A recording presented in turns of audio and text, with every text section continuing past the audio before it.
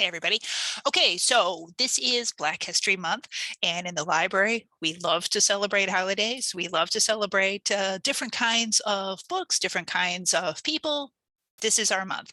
So, one of the books that we have to share, they're part of our collection and on display this month, available anytime. All That She Carried, The Journey of Ashley Sack, A Black Family Keepsake.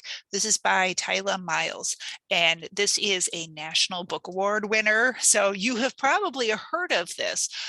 One thing that I really like about this is that the author is the professor of history, and I can't even read so many awards. She done so many interesting things. That's how you know a book is really going to be worth keeping.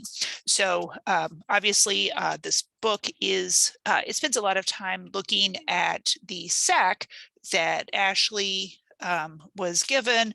Her mom was a slave when she was sold when she was 9. Her mom put this sack together for her. It was then passed down in the family, which of course, very rare. That kind of artifact is really important to hold on to. It was in the Smithsonian for quite a while, and I believe is recently now in a different collection. But yeah, just amazing history. It's amazing that this author has been able to put together all of this work through archives because, of course, tracing Black genealogy, difficult, at best difficult. So this is definitely, if you like history, if you like genealogy, if you like looking at families kind of longitudinally, or if you just like good books, this is one for you. All right. This is another history book, Harlem is Nowhere, A Journey to the Mecca of Black America. This is by Sharifa Rhodes Pitts. So now, again, she is somebody who she was a Fulbright scholar. She went to Harvard. A lot of really interesting historical information. You can see also it's not too difficult to read. Some good pictures are included throughout so that you get a feel for it. But about Harlem and how Harlem was this amazing place. The book then sort of culminates looking at one of the annual African American Day Parade, complete with Freemasons and firemen, marching bands, and Black cowboys. It's a panorama of community pride overseen by menacing police presence. So she was new when she wrote this. Again, lots of good cultural stuff, good history. So if this is something that maybe you haven't explored yet, this is not going to be a tough entry into it. You're going to enjoy this book. All right, step away from history for a moment. We have a lot of books by Black authors who write in all sorts of different genres across everywhere. So Neil deGrasse Tyson, obviously, probably somebody you've already heard of. This is Astrophysics for People in a Hurry. I like this book when it came out because you can see, just looking at my hands up against the page, this is not a large book. It's a physically small book. I like the idea of physics, and I do not have the math and the science background to understand the big parts of it. But this I could understand, and that is his gift, is that he is somebody who can explain physics and astrophysics and sort of the challenges of all of that at a level that just the layperson can understand. So he's written other books too, but I like this one that's already in our collection. This is All Boys Aren't Blue by George M. Johnson. Now, you might know this because this has been, I confess, I'm baffled. This has been a very controversial book. This has been challenged in a lot of different schools.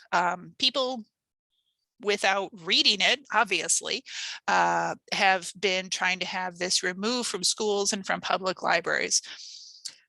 The only possible reason I can come up with is just sheer racism, sheer homophobia, because I wanted to understand what this was about. And so I read the book. It's wonderful. I think it's a very thoughtful look by George. It's his biography. And he's talking about, I'm sure he's not a very old person yet, but he's talking about his younger life and sort of growing up as a Black person, knowing that he was different, not really, I don't think, knowing gay, but sort of how he's evolving that identity and how he's evolving his understanding of himself. Definitely my impression of this book was that it was thoughtful, and throughout it he talks about the thinking that he does. He talks about the strong family that he has.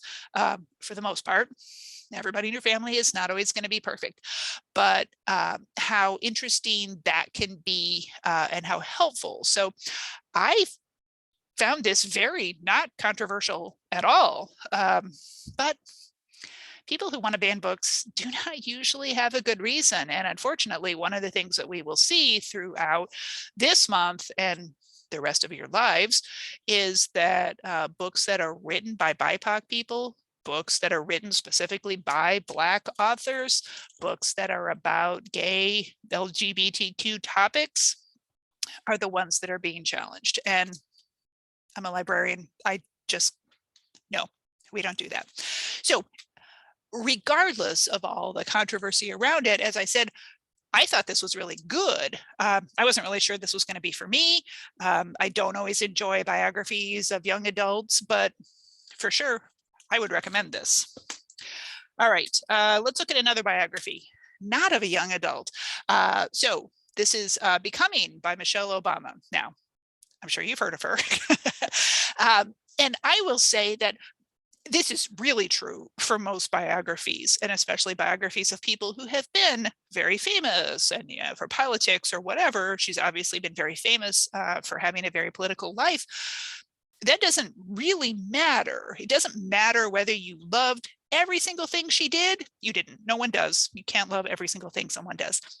Or you definitely voted against her husband and you thought you really didn't like her. Take a moment. Whatever you think, take a moment and read through this book. It was a huge bestseller. It was an Oprah Book Club selection. But one of the things that I think I get from reading biographies, especially biographies of famous people, is that how much you don't know. We see them on TV. We read stories about them. We hear other people talking about them. We don't know what's really going on. We don't know what they're really like. So this was very interesting. I enjoyed it. It was also pretty easy to read, which I enjoy that in a book. She does put in a lot of family photographs. And I think that's fun for a biography. It adds to it, the idea of Michelle Obama as a separate person, not just an appendage of her husband. Anyway, she's obviously a very intelligent person. I mean, that's unquestioned. She's interesting. She's had an extremely interesting life, and she's still comparatively a young person. It's going to be very interesting to see what she does, with the rest of her life, with the next several decades. So anyway, a good book. I would suggest it. Again, it doesn't matter what your political thoughts are. I would suggest it. So kind of on that same general genre, this is Black History of the White House by Clarence Lusane. So this one is a little bit more scholarly, I would say. Several of these books that we've talked about have been written for a more popular audience to make them more accessible so that everybody can read them and enjoy them. There are no pictures in here. This is the type. It's not physically hard to read. It's very dense. This is long. There's a lot of information in here. So on the back, the author talks about how the official histories of the United States have almost universally ignored the fact that 25% of all US presidents were slaveholders and that Black people were held in bondage at the White House itself. So it's going to be interesting. It's going to be an interesting look at, this is what I like about history, things I don't know. The idea of history, you guys are here, you're part of a learning community. Just because you learned something in the 6th grade does not mean that we got the complete picture or that that's the right picture, whatever. This is one of those books, one of those topics that we could all really use some filling in to get a better understanding of the whole idea of the White House. All right, let's see. This is another, this was a Book of the Month award winner and big bestseller, very popular fiction book, Opal and Nev. So if you're just looking for a fun book, this might be it. One thing that I liked about this is that it bounces around in time. So it starts back in the early 70s. So Opal is a fiercely independent young woman who is a Black punk artist before her time. She's coming out of Detroit. She wants to be a famous musician. Everyone does. But she's involved in a problem at her record label. They just signed a rival band that is brandishing Confederate flags. She's protesting, and sort of the repercussions that are going to be very harsh against a Black woman, especially at that time. So that's our past. It then bounces forward to 2016 and having a reunion, talking about some of the issues from that at that time, the current day perspective, looking back at the early 70s. So yeah, lots of, and I will also just say, it's a fun read. It's easy to read. If you like books about music, if you like some novels, if you've been really working hard lately and you just need a fun book, check this out, because yeah, it talks about some very serious topics, but it does it in a very a good way that is accessible to read. You'll be able to pick this up, put it down, make sure you get your studying done, do your grading, work on your stuff, everything else you need to get done. So, and not the case with this book. Sing, Unburied, Sing. This is also a National Book Award winner. Jessamine Ward has now written several books. This, obviously, great book. I will say I find it I found it hard to read through it because it bounces around to different characters, which I enjoy. That can be a fun thing. If you like that in a fiction book, I recommend it for that. But this is about a very poor Black family, different perspectives, living in the South, different perspectives of different people in the family, but essentially it's bad. They are having a lot of trouble. They even run into, this is not a spoiler, it's in the front, they even run into a ghost who's also, things are not going well. But there's a lot of thought in here. Our main character is a young boy and he's thinking about fathers, and that's kind of a current that goes through the book is, his biological father, who is white, his biological mother is Black, the difficulties that causes, but the difficulties across a lot of, it's difficult to be poor. It's difficult to have a mom who's struggling with a lot of other issues. It's difficult to have a family that's kind of in tumult. So it's a good book. I definitely recommend it. I will just say, unlike the last one that I think is a little bit more fun to read, this is not fun to read, but it was very good. I enjoyed it. And if you're looking for a little heavier book, we're here for you. We've got that. All right, our final book today, and please understand, this is not the end of our collection. This isn't even the end of our display. We have so many good books for you. This is written by Jason Reynolds and Ibram X. Kendi. So Kendi had written the adult version of this book. Reynolds is a very well-known YA author who has done a ton of work with libraries across the country, trying to reach out to kids and let kids have a chance to talk to him. He spent the entire pandemic Zooming with students across the country, particularly students who lived in maybe more rural areas, maybe very white rural areas where maybe they didn't know a Black man, or maybe they didn't know a successful Black man or a successful Black male author.